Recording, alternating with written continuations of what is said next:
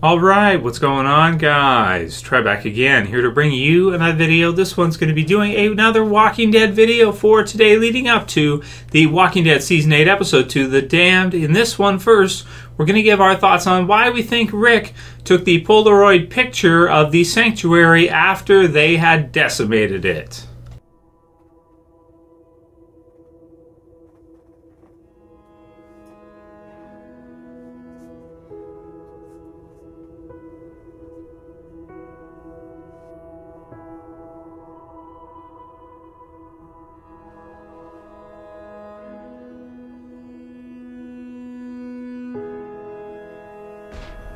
What season is it?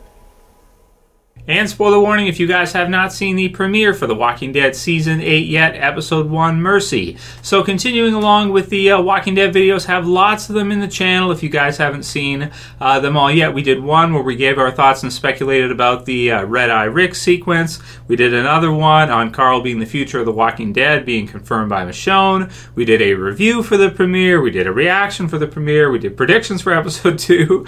Lots of stuff this weekend for sure. Celebration kind of video that The Walking Dead was back on, so all kinds of stuff in the channel. I'll have a few of them in the end videos for you guys here, but definitely if you're interested in any of those, they are in the channel and you can check them out right now after you're done watching this video if you want to. So this one came in from TC2 Rules, who said, why did Rick take a Polaroid of Negan Trev, or of the Sanctuary that had been kind of totaled, to capture the moment? Will Rick show Negan the picture in the Season 8 finale?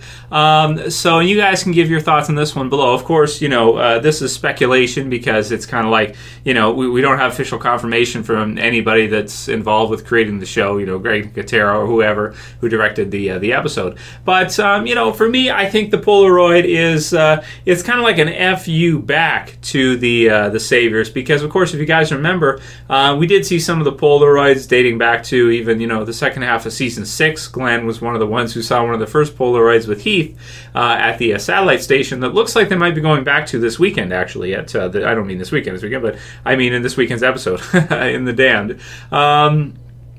So with the Polaroid, I mean, we also saw one of the Saviors take a picture of Glenn, Abraham, you know, their corpses after they had been Lucille'd.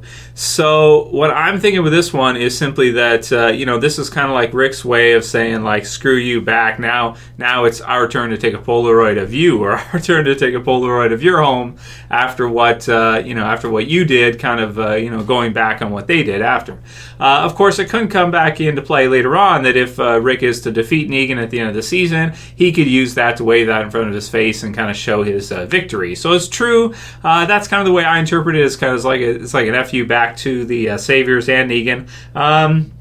But you could also say, and some people have brought up the idea that maybe they could use it as a bargaining chip to kind of go around to the other groups of the Saviors, maybe some of the outposts, or possibly the Junkyard group, and use it as a bargaining chip to say that, hey, you're allied with the Saviors, we just destroyed them. You know, here's the proof, here's the picture. Look, this is their home base, totaled, absolutely wrecked. There's like 1,000 zombies on the way there when I took this picture. So, yeah, definitely that's possible as well, too, that he could be taking it for proof that maybe leverage to be used to prove to some of the other groups in negotiations that they have taken out the main Savior base, so to speak. But I kind of prefer the FU explanation. But if you guys have any other ideas, you can write those below in the comments to what you think it means and why he would do that. I like the FU back idea. So that's my thoughts. Write yours in the comments below. Next question is from OK Skate, who says, Trev Q&A, how would you like Rick to go out? So how would you like to see Rick die? It has to be epic. And a lot of questions for along these lines right now for some reason this season.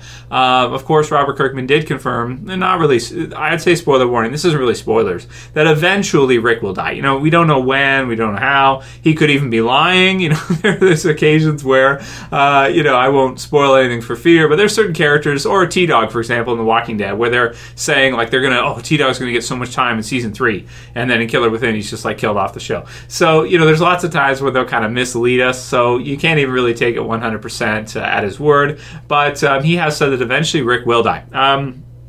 So if he is telling the truth, and that is the case, how would I like to see him die, and you guys can write your comments below on how you would like to see him die. Personally, for me, if they're going to kill Rick off, it might be in some way to some kind of villain passing the torch to Carl, and then have Carl defeat the villain afterwards to kind of have him become sort of, the lead of the series after Rick kind of goes out. But as we see, it does look like Rick is aging quite a bit. We got to see some kind of futuristic flash forward sequences here, and man, in the TV series version, does he look old with the gray hair and kind of the haircut and everything. So kind of goofy too, as a matter of fact, with the cane and everything like that. Just kind of silly to me. But how would I like to see him go out after he's accomplished all of his stuff?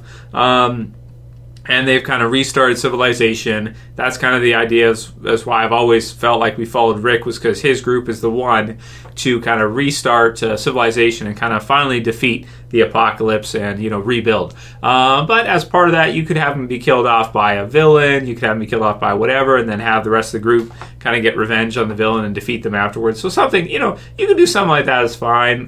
Could you just have him kind of just die of old age or something? I don't know. If you'd have to do a lot of time skips probably to do that route. So eventually, probably one of these villains will kill him, and then I'd like to see, Carl or somebody else get vengeance for him afterwards. But again, you guys write yours, ideal Rick deaths below and what you'd like to see.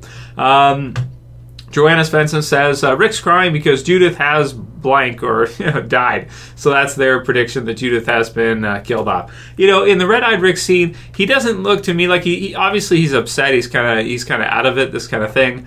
But it doesn't seem, and he must have been upset to be red-eyed and everything like that. It's true. But I'm not sure. I'm not sure if I don't know. I don't think there's enough there to say that. To say that that's what it would mean. That would be a huge death if they used that, like if they had Judith be one of the major deaths in all out war. But it would be brutal. How would you do it? Would you have her be a casualty of, one of the attacks or something as collateral, some kind of collateral damage or something where, I don't know, a grenade goes off or something? You could do stuff like that, but it's kind of tricky, and, you might piss off the viewers, because I don't think anybody really wants to see Judith be killed off. I think it's more because there will be losses, of course, on Rick's side. But, I would just think maybe as part of the battle that he's kind of in that kind of state and he's not feeling well or something. Something like that is what I like more. But, it's not a bad theory, though. Daniel Monaghan says, did you notice how in the after the opening sequence when Carl meets Sidqe, that moment when he leaves his truck and walks around the garage mirrors the first episode of Season 1 when Rick is looking for fuel? Could be symbolizing the beginning or Carl beginning his journey to take over the show. And that's a really cool point from Dan. I think that's a really great insight. It does in a lot of ways mirror kind of the start, Days Gone By. I think it's kind of, episode 1, episode 100. And I like your idea that it's kind of like Carl is sort of starting to head down the same path that Rick was on from the beginning of the series.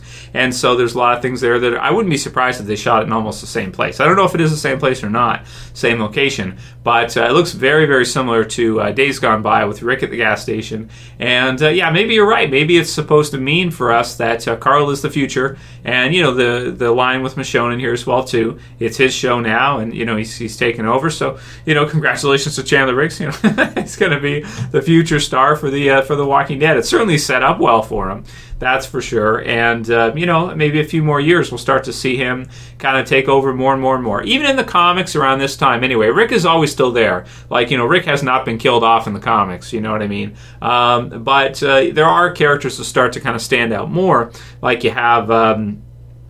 Carl starts to stand out a lot more, and Maggie and some of the others. So it looks like they're kind of, heading that direction right now after this season. This might be kind of one of the last seasons where you have Andrew Lincoln at the forefront, and, you're seeing things through his eyes all the way through, and he's kind of he'll always be kind of probably our A-lister, our A-plus lister, or our front man, so to speak.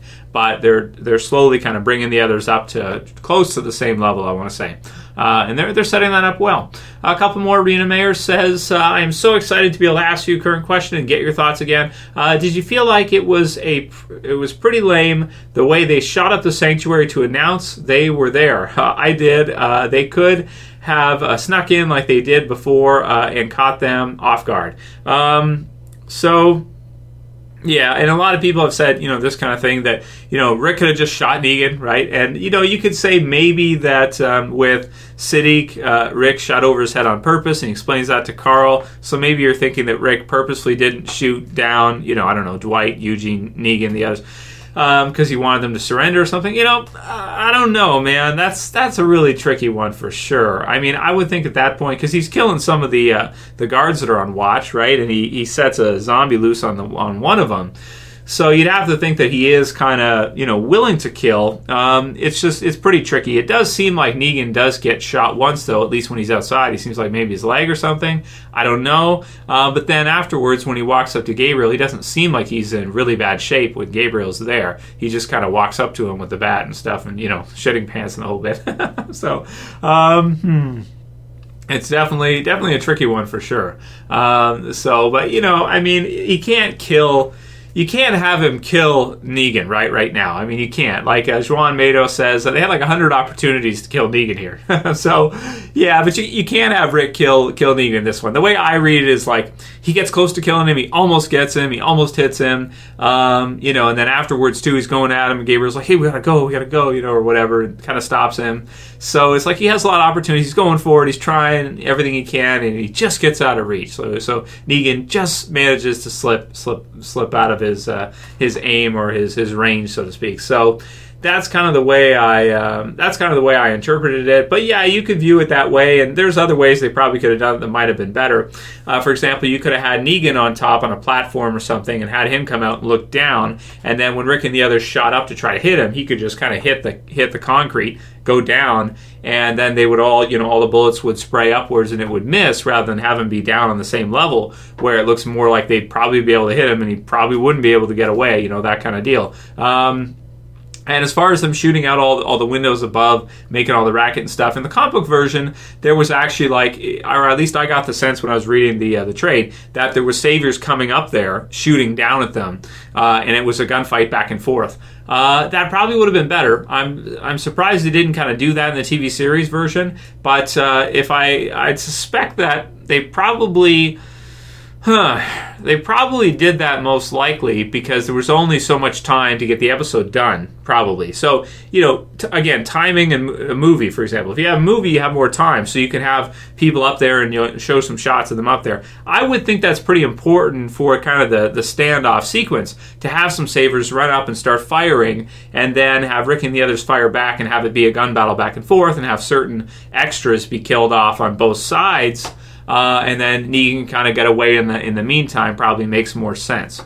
So maybe that's what they wanted to do, but maybe it just, all the other stuff they added in there. You got the big, loaded up RV that they explode and stuff like that. So, yeah, it was definitely exciting, and I do agree that it probably would have been cooler with the shooting the windows if they had saviors coming up to the windows, shooting down at them. But this isn't the first time that's happened in Walking Dead, though. If you look at Season 3's finale in Walking Dead, it really seems like when the governor goes in, it seems like basically nobody dies. Like they blow up this tower, they blow this up, they blow that up, but it almost feels like, except for the governor shooting down all of his own men afterwards, it really doesn't feel much like Rick and the others are actually killing many of the governor's men that are attacking.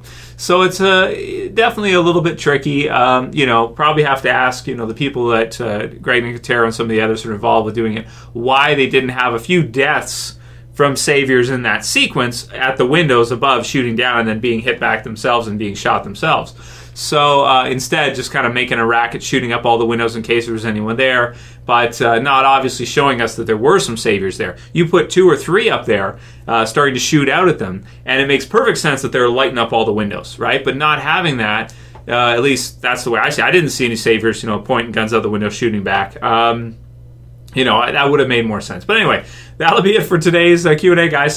Send me any other questions that you have. Let me know what you think about all these questions here. How you felt about kind of the standoff, the battle. I was still really excited about it, and my expectations are a little bit different because, I know it's a TV series, and I've reviewed many, many TV series over the years, and I know that their timing, it's really hard for them to do something big scale when they only have like maybe a week or 2 weeks or something to try to get something like this done. Maybe 3 at the max, but then it kind of takes away from the other episodes they have to do later. So write your comments below. Let me know what you guys think, and check out all those other videos this weekend. I'm sure you probably haven't seen them all, so click on one of them here. And if you like this video, please thumb it up below. You can share, you can favorite, and if you're new and you want to subscribe to the channel, I would appreciate it. You could put your subscribing pants on at the bottom. That's it for this one. See you guys again soon for another one. As always, this is Trev. I'm saying peace. Later, guys. See you soon.